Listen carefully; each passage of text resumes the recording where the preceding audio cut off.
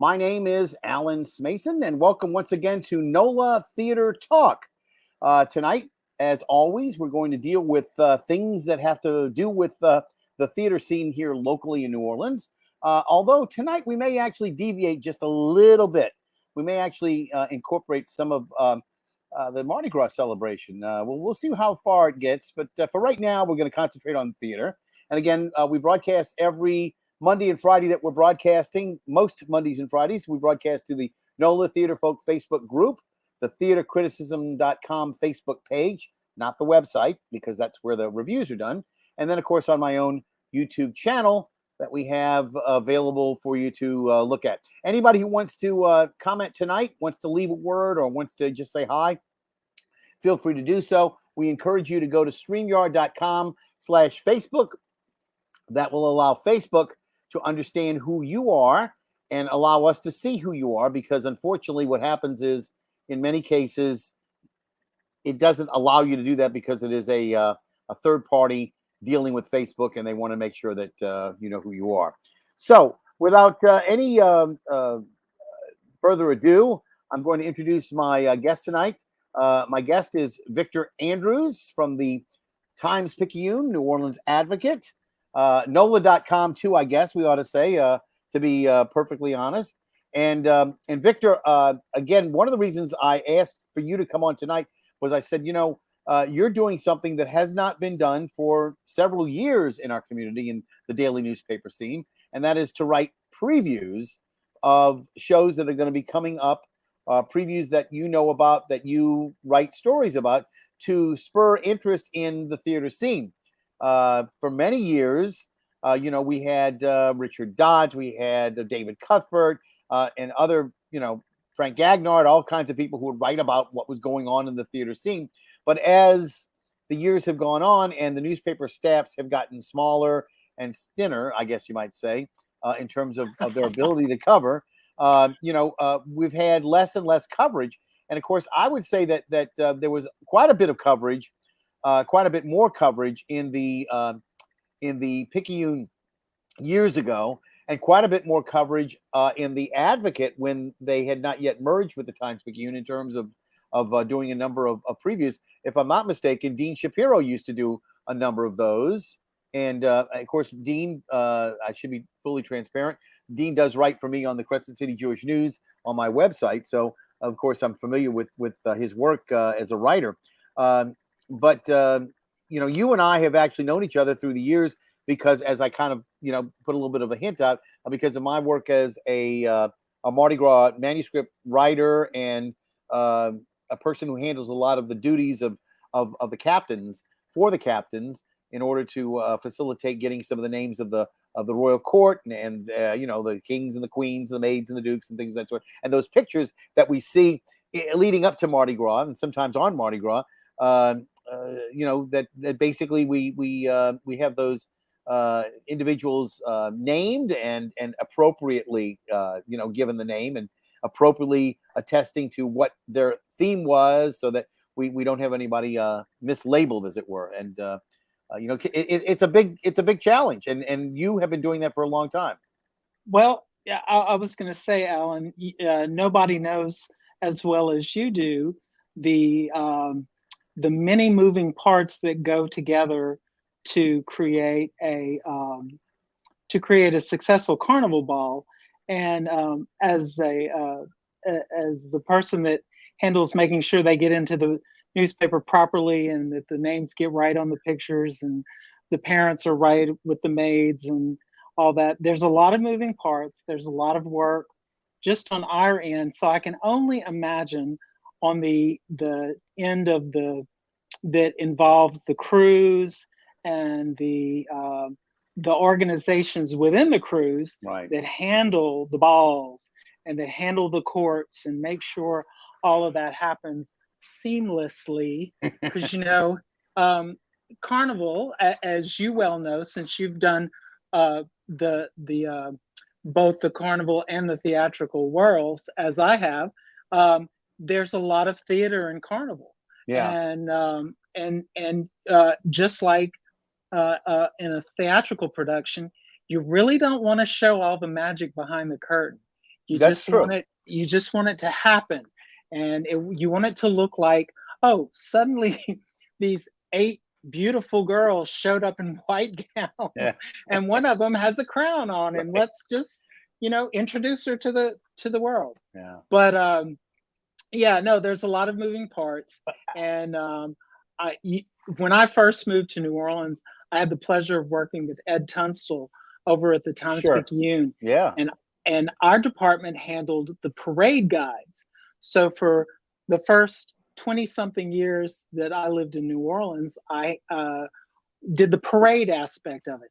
And sure, we always mentioned who the king and the queens of the parades were going to be, and but our focus was the parades. Now that I've went to work with the Advocate, and now the New Orleans Times-Picayune New Orleans Advocate. I'm working with the more social side of things. Mm-hmm. Well, it's really interesting, though. You mentioned the naming the kings.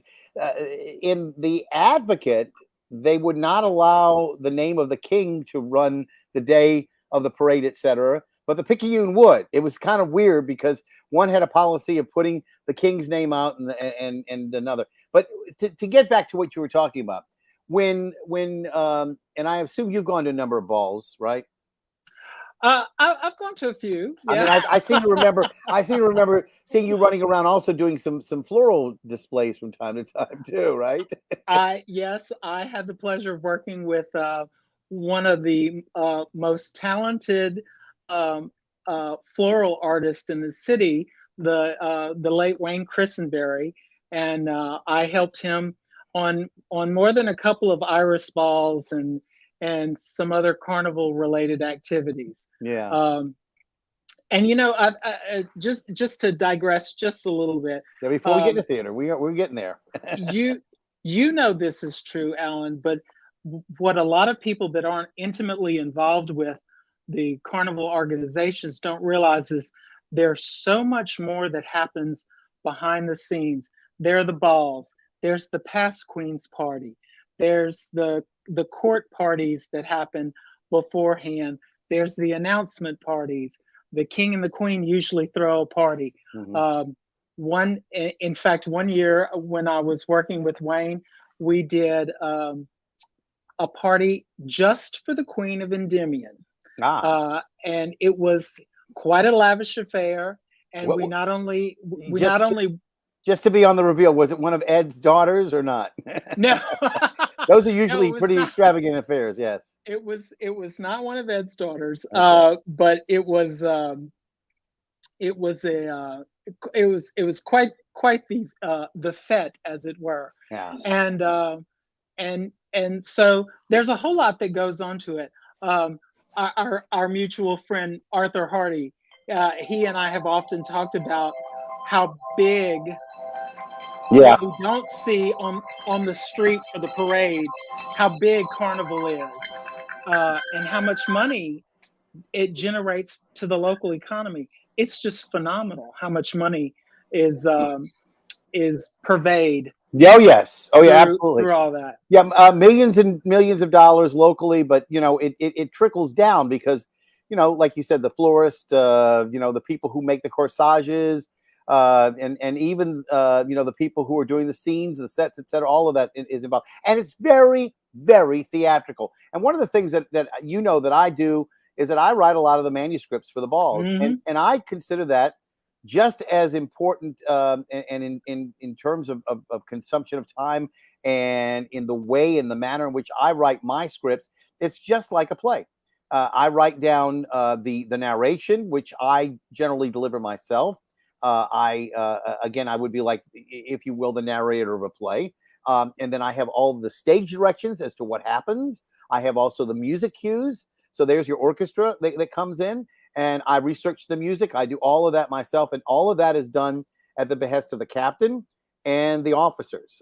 Mostly for the captains, but the officers deeply appreciate it. And again, when we have a theme, a lot of times they say, well, our theme this year is Once Upon a Time. And so you come up with fairy tales. You come up with whatever it may be, and you've got to come up with. They usually will tell you what the characters are that they've decided what it'll be, but they don't always tell you what color they're going to be. So a lot of times, the other aspect of a lot of people don't realize is that sometimes they'll have, let's say, 8 maids, as you said. Well, you don't want a maid who comes out who's in orange to necessarily be next to one that's purple, or one that's brown next to one that is like a dark shade of green.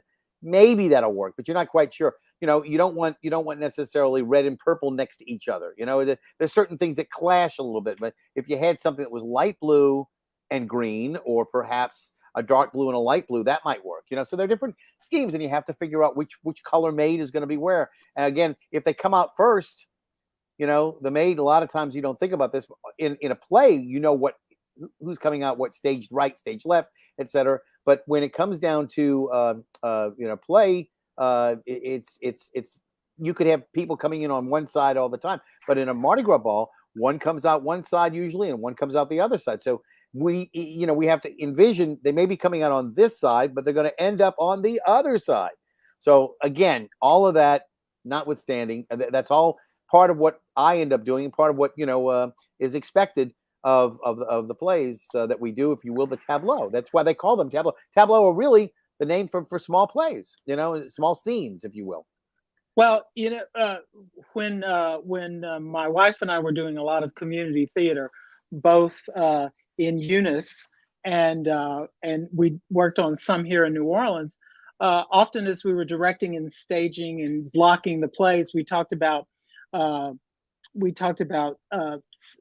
scene visuals, like what it looked like, to make sure that the cast was balanced on the Mm-hmm. set. And the exact term is escaping me, but stage pictures. And let's face it, 90% of a carnival ball, once you get the people out, is about making sure they're in the right positions, so you have good stage shots and you have good visual pictures. So yeah, you and I both agree 100% about the theatricality of Carnival, and how it's just it's an amazing sort of nexus of two very interesting worlds. Yeah. There's not necessarily a Greek chorus at every Carnival ball, but a lot of them have, as you said, narration. The last Iris ball I went to that you had done, it was quite striking. And there's so much happening. There's lighting, there's music, there's the spoken word, there's the entrances and exits, and it's a mini moving parts machine. Right. And again, I think we need to probably move on to a little bit of theater. I see you got your drink there already. I'm going to reveal mine now. But I have to tell you, I kept a carnival theme going even down to my drink tonight. Now, this one, I don't know if you'll recognize what it is. Do you see what that is? It looks like it's not what you think. You might say it's not a Cosmopolitan. It's not a Cosmo. Not a Cosmo. You may think it is a Cosmo. Now I'm going to bring up the bottle, and then you should know what the connection is once I bring the bottle up. Okay, are you ready? All right. Here we go.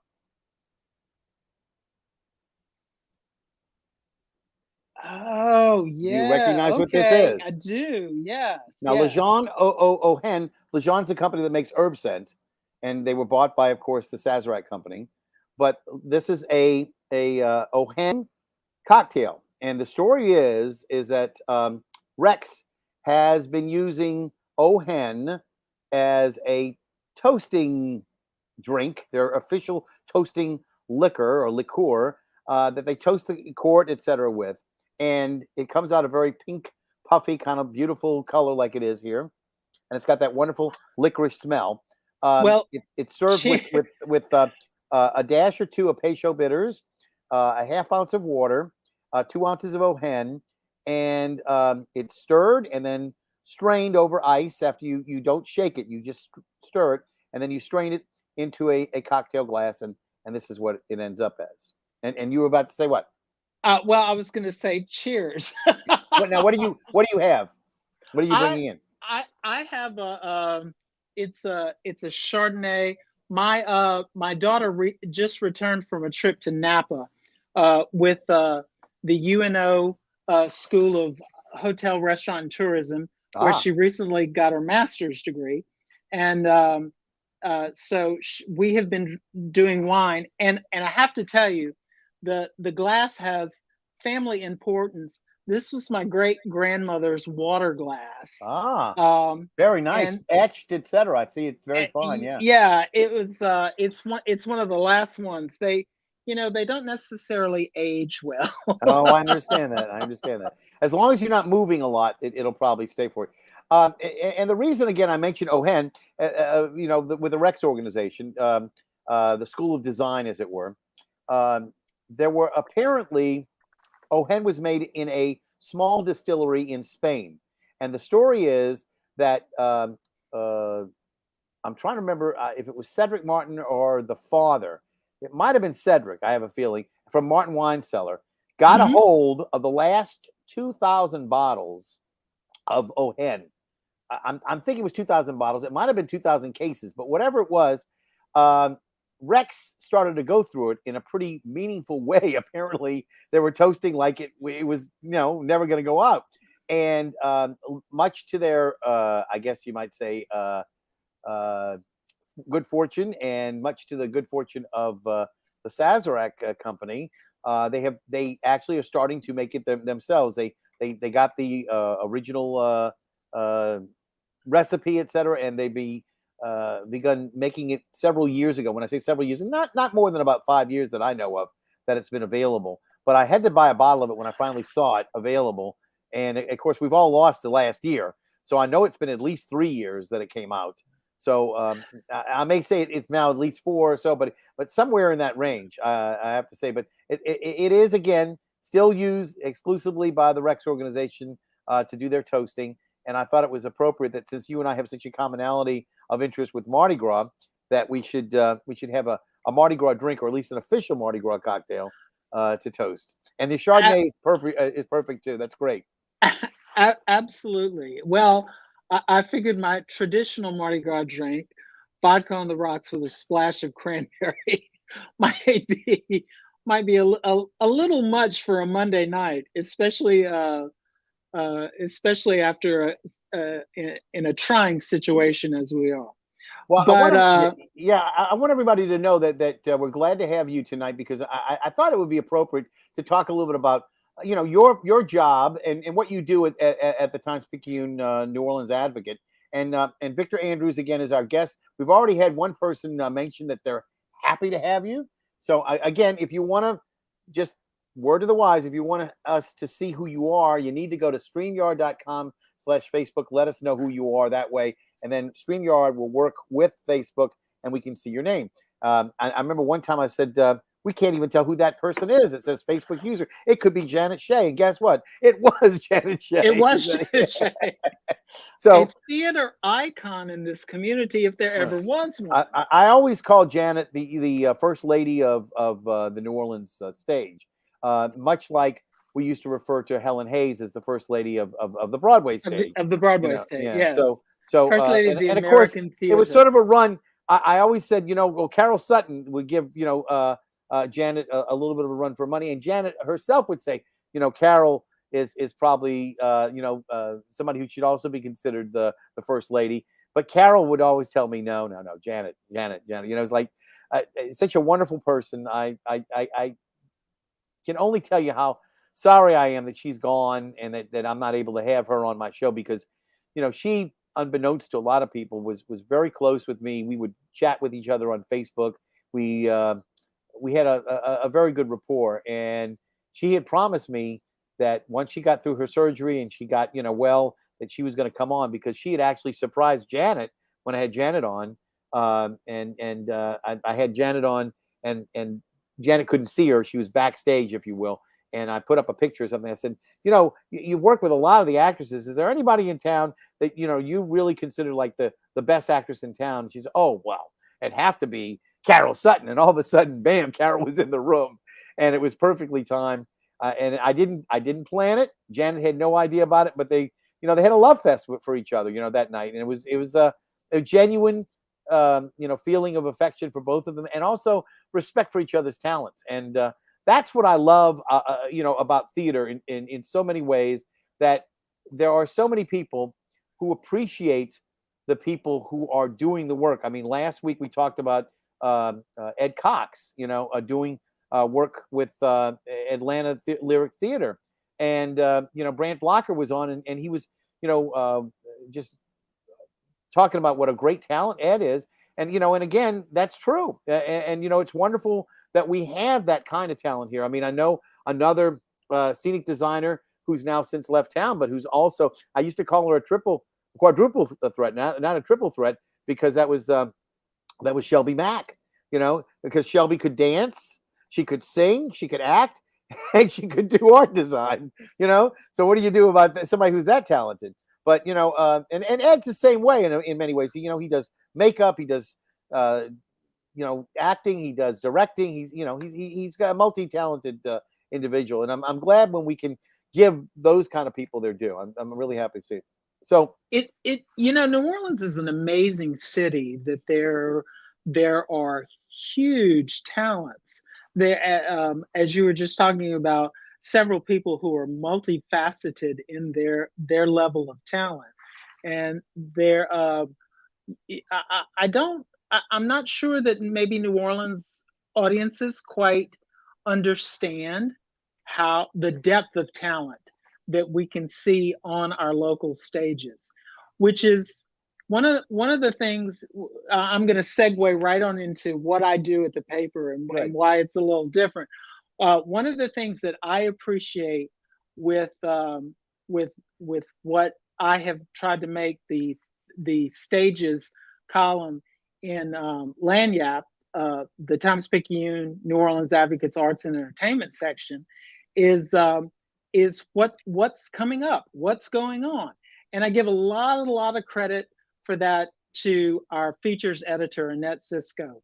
She has really steered the ship toward, let's get people the information they need to get out and enjoy things and to find out what's happening in town.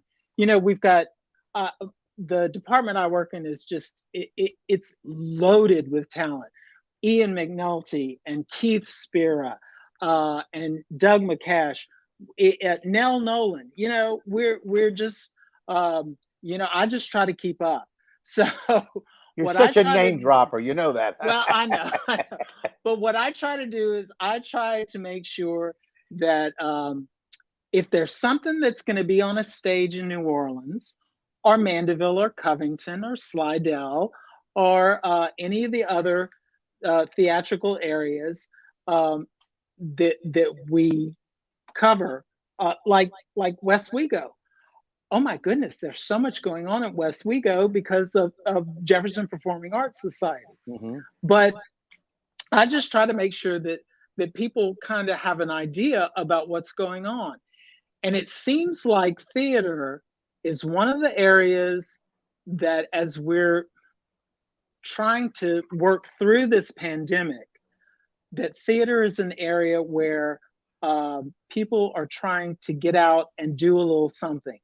Now, we've got a bunch of shows that are fixing to open up.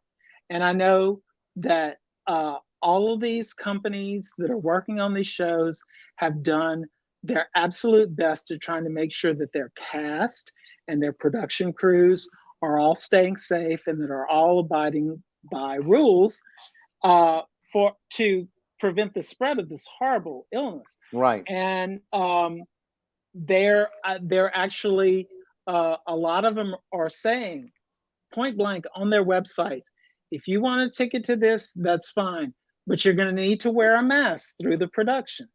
And for those of us that love live theater, you're not asking a lot. Put a mask on so that you can see the talent that's up there on the stage. Yeah. And not just the living talent, but the music and the writing that's gone into making these productions. We've got two really big shows coming up. one of which is one of my absolute favorites, Hello, Rent. Dolly, you mean, or what? I do love Dolly. Yeah. And I was going to get to that one in a minute, All but right. 30 by 90 is doing Rent. It has a very special meaning to me. I don't know if you remember, Alan, but the movie of Rent came out right after Katrina, and of Yes, and course, I couldn't see it because I was in Cleveland, where I got stuck. People say, I did not evacuate for Katrina. I got on a you got plane. stuck. I got on a plane Friday afternoon before Katrina was even, even suspected of coming towards New Orleans. It was actually predicted to head up towards the Panhandle of Florida, and that's what they said it was going to hit around Panama City. I got on a plane. I got off a plane in Cleveland around 4 o'clock in the afternoon. My sister picked me up, brought me from the airport to where she lives, which is at the very edge of Cuyahoga County in Solon. And Cuyahoga County is huge. It's not as big as, say, Jefferson Parish, but it's pretty darn big. So if you go from the lake all the way out to Solon, it's like, I'd say, downtown to Kenner, maybe a little bit beyond that. And that's a pretty big area. In other words, in terms of the length. And it takes about a good half an hour to go from downtown Cleveland to Solon, and maybe even a little bit more than that. But let's just say 30 minutes approximately. So you driving on the interstate to go from downtown all the way there. And understand that she lived out in Solon. So I got out to Solon, I don't know, I picked up the baggage, etc., maybe around 5:30 or so, 5:45, something like that. And I had one bag, and my sister, basically dropped me off there, and my girlfriend had met me over there around 6 or 6:30, and we kind of got together, and ended up going to a restaurant down at Shaker Square around maybe 8 o'clock or so that night, and I had dinner, and I passed by a supermarket called Dave's Supermarket with grand opening, on Tuesday, and I said, you know what? I'm sorry, I'm not going to be here. This looks like a beautiful supermarket. And believe it or not, within about a month and a half, I was doing my grocery shopping at that supermarket that had opened with my, Ohio State food stamp card, whatever you want to call it, that they had, because I had no visible means of support. I had no way of supporting myself, and I hadn't yet started a job. And it was just one of those things that was real crazy. But again, I ended up, like I said, in Cleveland, did my thing, and I was not expecting it. So yes, Rent came out in 2006, and it was mostly the original stars. You had there were a few that were of different from the original, changes.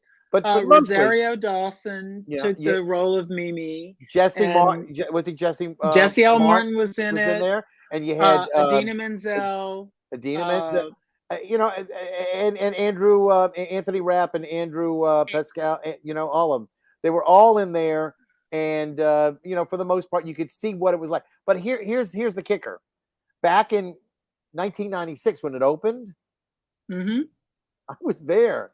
I was at the Nederlander Theater when it opened. Well, the thing about it is too is that when it opened, those people were all the right ages. Yes, they were. Yes, they were. It was 10 years different. They had good genes that they could carry it off. Yeah. Now, well, they were all pretty much unproven talent, and to a certain extent, except for Tick Tick Boom, Jonathan Larson really had not really established himself as a premier musical composer. He had some limited success, but Rent really was, unfortunately, posthumously his biggest hit. And isn't that, doesn't that bring to mind, as I was writing about it a couple of weeks ago, that the show was coming up, I of course started thinking of Gower Champion dying on the opening night of 42nd Street. Yeah. And it's just it's part of that magical Broadway lore, and to beat that old chestnut into the ground, the show must go on. So the show goes on. Did you, by the way, just as a point of deviation, did you get a chance to see Broadway Beyond the Golden Age, the new Rick McKay piece? It was on PBS. It's on I channel have not yet. It's on channel 13, and anybody who doesn't know, it's 13.org.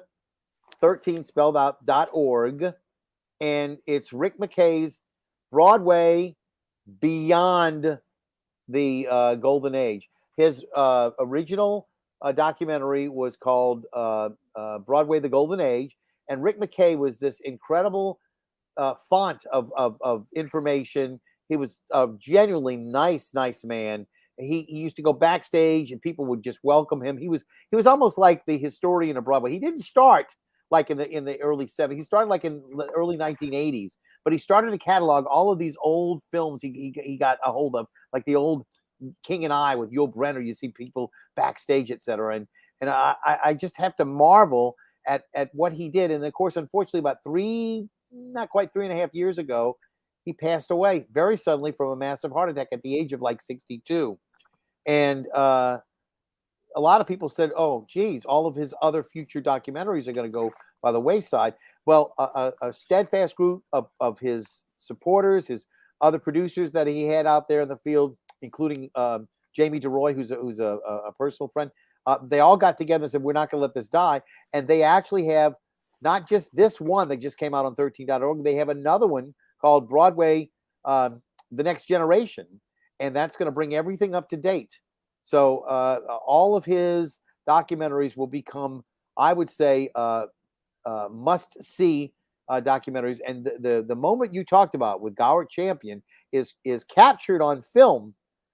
You see David Merrick talking to the audience, and everybody's face essentially dropping as he announces that Gowart Champion died this afternoon. And yeah. What a huge talent, Gowart Champion. I mean, and what a terrible man was David Merrick. That's another story. I mean, that's another story. But it's just. But so the whole idea is that if you want to see some really, and it runs about an hour and a half, and they have a few commercials in there for PBS. And by the way, people, I'm never gonna ever not see a PBS commercial, because let's face it, WIS is part of my persona. They're part of my family. Out, man. They're part of my family. So anytime I can see something to produce and help PBS or local PBS affiliates, do well or do better, I'm going to always try to promote that. And again, I hope that people don't mind my championing it. But it happened that 13.org, which is I guess you might call it the main network station in the PBS list of stations in New York, decided to do this. But it's going to be on Great Performances. You will get to see it again and again once it comes out. And if you want to see it right now, also, it's on the PBS Passport app. So there you go. That's enough of my advertising. So you said about Rent. So this is 30. Was it 30 by 90 that's doing Rent? 30 by 90 is doing Rent, and it's going to open Saturday, the 28th. It's opening the 28th. Oh, so it's this weekend. My days are a little muddy. It's opening this weekend, and it's running through September 19th. And for those who aren't familiar with it, I remember the very first time I saw it. I had heard a couple of the songs from it. I saw it at the Sanger, and I was like, okay, let's go and see this. And it just sort of bowled me over. There's so much emotion and so much power, and there are so many real stories in it. Anybody that was around in the 80s and the 90s, and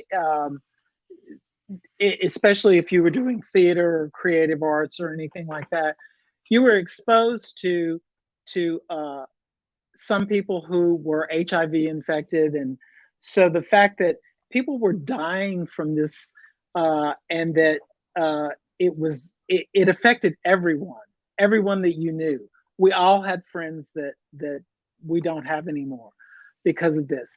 Anyway, it spoke very much to me. And when the movie was coming out right after Katrina, I discovered that I had some cardiac issues, and so I was trying to justify that, and living in a city that was really not well put back together. Um, and and here was this movie was coming out about something that I thought was just so wonderful. Mhm. And I I remember thinking, I got to get well because I got to go to the theater. I want to see this one on the big screen, and I did. Yeah. But Hopefully, the cardiac issues are part of the past yes, now. yes, Oh, good. right. They're thanks to the good work of Dr. McFadden, um, things are fine. Good. So, but that's a great show, and that's not an easy show. It's not like you can have one or two really good strong leads and the rest of the people are okay. No, it's an No, ensemble show. There's absolutely no doubt about that. exactly, Yeah. exactly. So you've got to have, you've got to have a great Mark, and you've got to have a good Mimi, and you've Right. got to have Yeah. a good Angel, and Tom Collins, and oh my goodness, Maureen, the Yeah. Oh, drama yeah. queen. Absolutely. You got to have a great one. I But would say that unlike Hair, Hair has a couple of really good lead characters in there, but for the most part, it's an ensemble that doesn't have to have a lot of great performances in it. Obviously, you have to have a great Claude, because he's pivotal. But in other words, I think unlike Hair, Rent really does require a great deal of talent, to really carry it off well. I've seen it done here locally at Le Petit. They did a great job with it. they did, and that was an incredibly strong production at Le Petit. Yeah. Um, I the production I saw at the Sanger was very good, and I'm very hopeful for the 30 by 90 crowd. Do we know The, who's in it? Anybody we recognize? I I knew you were going to ask me names. It's I have okay. forgotten names. It's all Shoot, right. It's completely. all right. But I'm sure these are not folks. I don't think one auditions and takes on a role in Rent without a little bit of veteranism Yeah. from the I theater. understand. And in fact, I believe, if I'm not mistaken, the young man that's playing the role of Angel, which is a tough role, Very much. um, and an incredibly active role, and so critical to the story. Um, he is an arts educator in Tangipahoa Parish, I believe. So there's a lot of talent. 30 by 90, they've got a great mix of reaching for the stars and trying new things, and bringing back some of these tried and true and beloved shows. So I was the also amazed. They did very well in the Save NOLA, Give NOLA Day. Mhm. They raised probably, I think, more than any theater that I saw. I thought it was amazing because I said 30 by 90, really? They did very well. I mean, I don't remember it exactly what it was, but it was a big figure. it's they do good work. They're like I said, they have found a great mix for their community Yeah. of the established book musicals and new things. And eh, unfortunately, sometimes I think some of our local theaters decide, oh, we're going to do all cutting edge stuff. And please, I'm not saying anything about the cutting edge theater in Right, Slidell. right. I was They're about to doing say that. Yeah. amazing Yeah, I mean, they stuff. just did a version of Sunset Boulevard that Oh, surprised me. Not so much how good it was, but surprised me that I hadn't been aware of some of the actors who were on stage doing the roles because they actually had immersed themselves for 3 months. They practiced. It showed all of their effort. The direction was spot on, and again, it was a diverse cast. something I'd not seen before, and something that was probably overdue in many ways. And I thought they all did a really wonderful job. Now, again, you're not to be perfectly honest, you are not a reviewer. You're not a critic. You don't go to these shows, to review. I do not. No, I do you not. are a preview person. It's before the show goes on. You let people Right. know who's going to be in it. Yeah, I just want everybody to know that.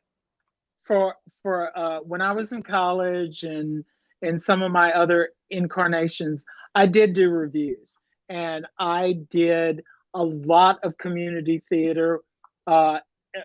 Here, I did backstage on several shows at Le Petit, Sound, Lights, and some other local theaters. And my wife and I, practically every time there was a show in the community theater that we lived in, we were involved somehow. If we weren't directing or musical directing or something, I mean, we were involved. So sometimes it's very difficult for me to look at a show and just enjoy it. And I've actually kind of gotten back to that point where I can go to theater and I can just sit back and enjoy it. Which is one of the reasons why I'm missing the Sanger so much. Yeah. You know, for a while there, and I'm going to be brutally honest, for a while there, I don't think we were getting top tier shows through the Sanger many years ago. Yeah, no, we were not. We were not, and particularly after Katrina, the shows that were coming through the Mahalia Jackson were not the same quality. A lot of them were what we call non-union, non-equity shows. Exactly.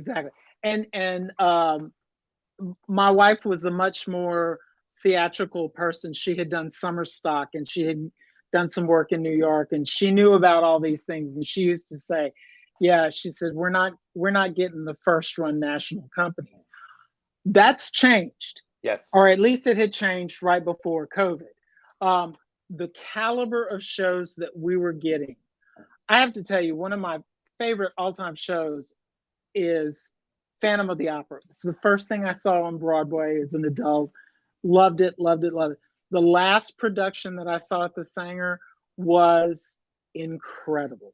They had reimagined it though, so it was a new production, entirely new. It was a new production. Yeah, and I've seen that in New York, here, Houston, various and sundry places. But it's a great show, and I'm anxious to see the Sanger get back on its feet, as it were. Yeah. It seems like they've had, it's almost like the perfect storm, because with the collapse of the hotel right across the street, it hurt them desperately. Yeah. Flooding during Katrina. And again, they have a great support organization, the New Orleans Theater Association, that does such a wonderful bit of outreach there. They help support the Sanger, and they give money in the form of grants to different theater organizations. When I hosted the American Theater Critics Association conference that was here back in 2015, thanks to the New Orleans Theater Association, we were able to realize that conference. It was a very important conference. We don't have theater critics from all across the country come down to New Orleans, and I have to tell you that we tried to coordinate it with the Tennessee Williams New Orleans Literary Festival that year, and unfortunately that year they did not have a Tennessee Williams show that was playing at Le Petit, and not to denigrate Le Petit or the show that was there. It was, but it wasn't a Tennessee Williams show. And Southern Rep was doing a Tennessee Williams show at the time. I think it was maybe suddenly last summer. But the fact of the matter is that this was an opportunity for us to showcase, New Orleans as a venue, New Orleans as a theater town, and we didn't come up to the point where I had hoped we would, and it's unfortunate, but we did a great job. I actually was able to bring people from the Theater Critics Association to the yet unopened JPAC, the Jefferson Performing Arts Center, and they were able to actually go in there before it had actually opened officially and see the facility and see what an amazing performance place that is. And again, they're going to be doing a lot of shows there. You mentioned West Wego, but of course, Dennis Asaf with the JPAS is going to do some great stuff there this year too. Well, and right, they coming up very soon. They've got God of Carnage. That's going to be West Wego, though, right? It will be in West Wego, but it's the Jefferson Performing Arts Society. Yeah, well, but you're absolutely right. The Jefferson Performing Arts Center on Airline in Metairie is a phenomenal building, and I know Dennis worked years and years and years and years to get that building. And the last production that I saw there was JPAS's Sound of Music, which was a really wonderful, wonderful production. The lead, I can't, her name escapes me. I saw Sarah J. McMahon. Yes. Yeah. But she embodied all of the characteristics of a great Maria von Trapp. Yeah. I have to tell you, I have seen other productions of that that for the caliber of the theater that was producing it, it was almost embarrassing. But anyway, I'm going to leave it at that. But let's talk about what else is coming up, because we talked about Rent at 30 by 90, but Slidell Little Theater has got Matilda coming up, which is a great show with lots of kids, and anybody that's seen that movie. What's the date on Matilda? Matilda is opening this weekend, and it's running through September 12th. And there's the Teresa Fasson, who is a Lusher student, is playing the role of Matilda. Now, it's not quite like the movie that had Rhea Perlman. Danny DeVito and Danny DeVito, right? Yeah. It kind of goes back to Roald Dahl's original book, right? But that's a great show. And then also on Slidell, you got another show that's opening up. They just closed Sunset Boulevard. Guess what's going to be coming on at Cutting Edge? Life is a cabaret. Yes, it is. And I'm sure you see them, Alan, but the promotional materials coming out of Cutting Edge Theater are just phenomenal. This cast looks so good, and I have to say that one of my most esteemed colleagues, Sarah Pagonis, is going to be in this production with her husband Jim. They're wonderful, wonderful stage artists, but the look of this show is right up there with their production of Sunset Boulevard. Really? So, okay, I'm going to try to go now. It opens though the beginning of September, right? It's like the 10th. We've got a little bit of time on that one. It doesn't open until the 10th of September, and it runs into October.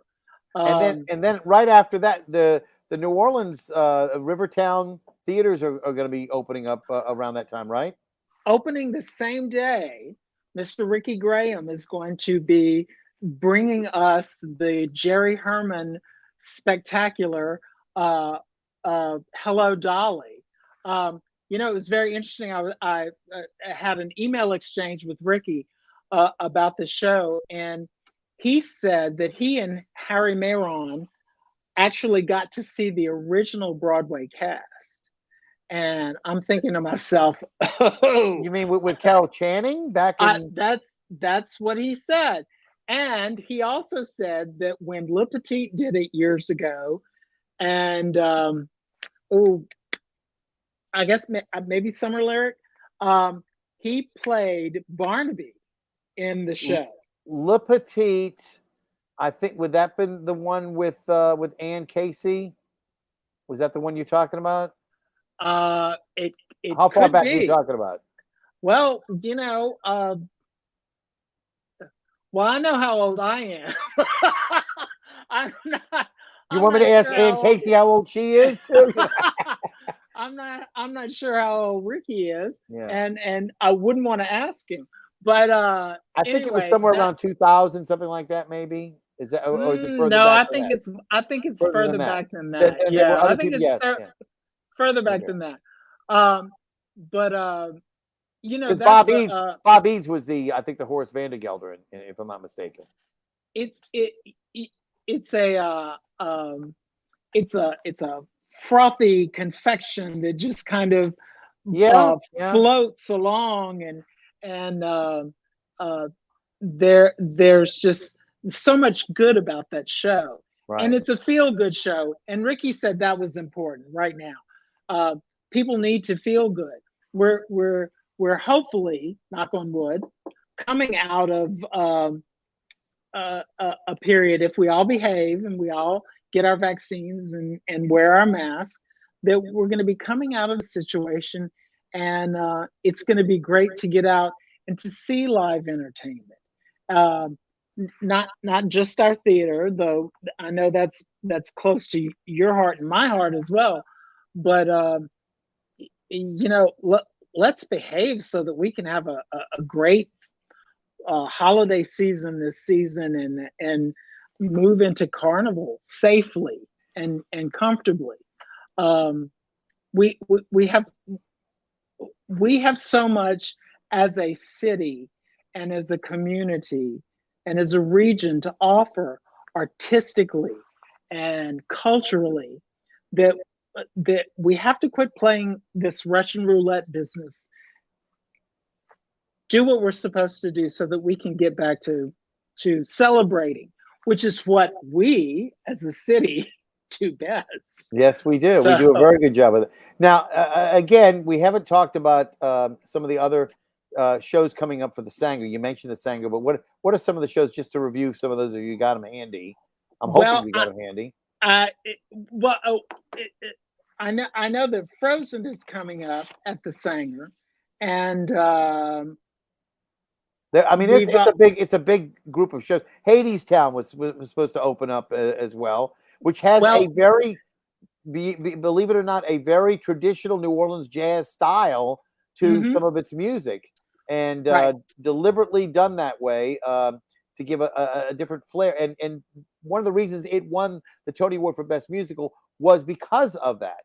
You know, Andre DeShields won for his role, and et cetera. But I have to tell you that music was almost like a secondary star to the acting on the stage. It really was incredible.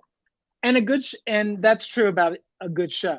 Yeah. A good show. The first thing that's going to be in October is Escape to Margaritaville, which is of course the Jimmy Buffett Right. uh, production. Yeah, it's like a jukebox musical with Jimmy Buffett. It's got a book. It's not a great right, book. right. Not a great book, It's but it's got a book. no, You know, you know, it's like Mamma Mia. it is. It's Let's like take Mamma the Mia. songs and we're Right. gonna put them together. Right. We'll stitch it Um, together as best we can. But I got to tell you, the first time it was here, because it played in La Jolla. That's where it was developed. It was in La Jolla, and it came from La Jolla straight to New Orleans for development here, and it played here for several days before it went to New York to go to the Marquee Theater. mhm. And sure enough, I think it opened on a Friday. The first Friday night, I turned to the person I was with and said, "Wouldn't it be great if Jimmy Buffett came out?" Of course, Jimmy's got a connection to the city, et cetera. If Jimmy Buffett came out and performed with the group, and as soon as I said that, he walks out on stage, Well, Alan, literally. you and I were there at the same Yeah, the same night, right. as we often are at shows.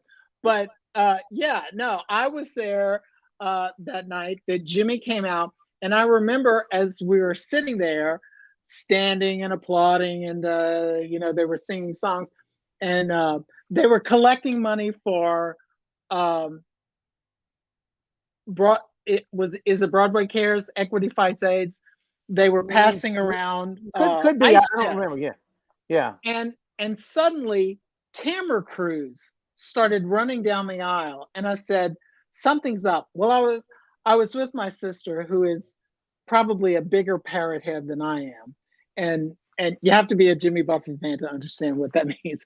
But I said, I bet he's going to come out, and sure enough, he walks out after that and does some numbers, and it was amazing. And that's what the Sanger is going to open their season with on October 1st. Escape to Margaritaville. It's light, it's fun. If you love Jimmy Buffett, it's a great show. All right, all right. But Just so you'll know what the story is, I haven't lined this up, but I'm gonna try to skip this real quick.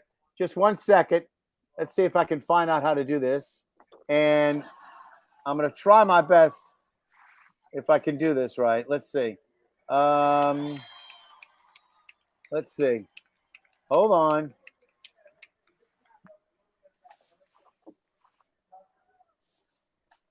Here we go. Right, what's going on out here? But we're doing some things for the city and for everybody that's been affected, and Paul's going to tell you about it right now. Yeah, well, I'll be quick because I'm not as interesting as that man. But the cast and Jimmy are raising money and donating it for the hardest hit areas of the country. And one of the things we're doing is we signed a bunch of posters. Jimmy signed it. They're for a donation of $100 in the lobby. You can do that if you feel, or you can drop your wallet in a bucket on the way out.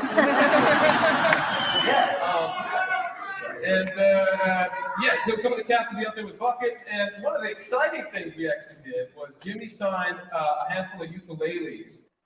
Big ball of gumbo to pass down the Thank you all. Great news.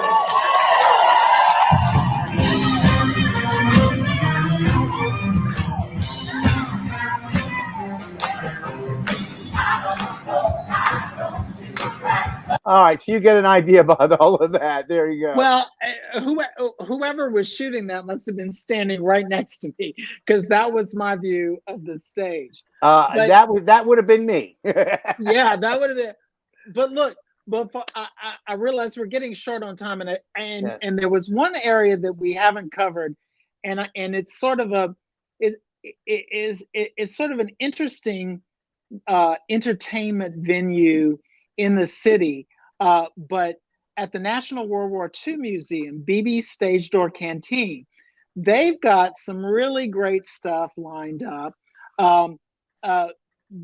Those who are fans of that really tight 3-part harmony Andrews Sisters sound, the Victory Bells are coming back, and they're going to be back on stage on September 15th. Oh, they're coming. No, they'll be back for September 15th with a show. And I just spoke to one of the Bells the other day. So an amazing, is this going to be like person. a World War II retrospective kind of Andrew Sisters thing? Yes, absolutely. And it sounds like it's going to be a great show. Do you know what it's titled? Give me an idea about it? It's no. It's okay. It's all right. But you know what? Pick up a Thursday copy of the Times-Picayune and look in Lanyard. I will. In the next couple of weeks, because I will be talking about it. But in addition to that, there's a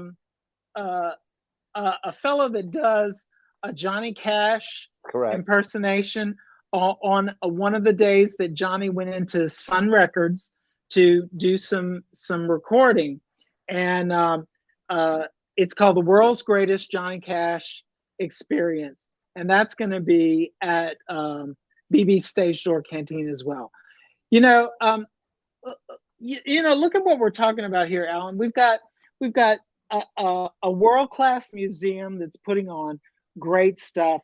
We've got Le Petit, one of the oldest community theaters in the city, which is fixing to bring us Brian Batt and Tennessee Williams. Dear Mr. Williams, it's called. Dear Mr. Williams, and in a very intimate, interesting show.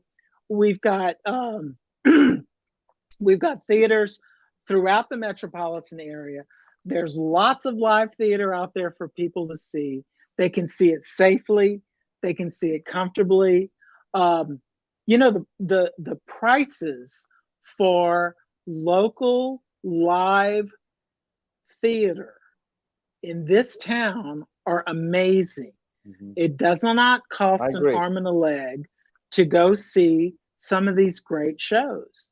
And knowing how much it takes to put on a show, my hat's off to these folks. They're struggling through pandemic. We're all learning how to work from home. We're learning how to work as our publisher Judy likes to say, we learn how to pivot very quickly. Correct. So we're all learning those things, and they're that fire, that desire to get out there and to put on a show is still alive and well. Yeah, you're right. And JPAC, we mentioned them. They're going to open up with the Addams Family. So a lot of good theater coming. The Sanger's going to be opening up. We're going to see a lot of wonderful shows. So Victor, again, I want to thank you for being my guest tonight, because we don't want to keep you any longer than I promised. And you got to get to work early in the morning to go tell people what's going on in the world about theater and other things. And again, I know I'll be talking to you about Mardi Gras coming up. So let's just leave it at this for right now. I want to thank again our guest tonight, Victor Andrews from the Times-Picayune, New Orleans Advocate. And again, I'm going to ask you to stick around just a little bit while I say goodbye to everybody. I don't know yet who's going to be on our show coming up Friday. We'll see. It may be something going on or not yet. We haven't figured out everything. Again, I'm trying my best to get a couple of the people on the show. So stick around. We'll have that. Again, my guest tonight has been Victor Andrews. My name, again, is Alan Smason. This is NOLA Theater Talk. We appreciate your watching us on the NOLA Theater Folk Facebook group, on the theatercriticism.com Facebook page, and also on my own Music Lovers 169 YouTube channel that allows you to go either through my name or through the name of the account there. Again, we're hopeful that you'll be sticking around for more as we do more of these shows on Mondays and Fridays. And again, as always, be safe out there. Please be careful. And I will see you at the theater.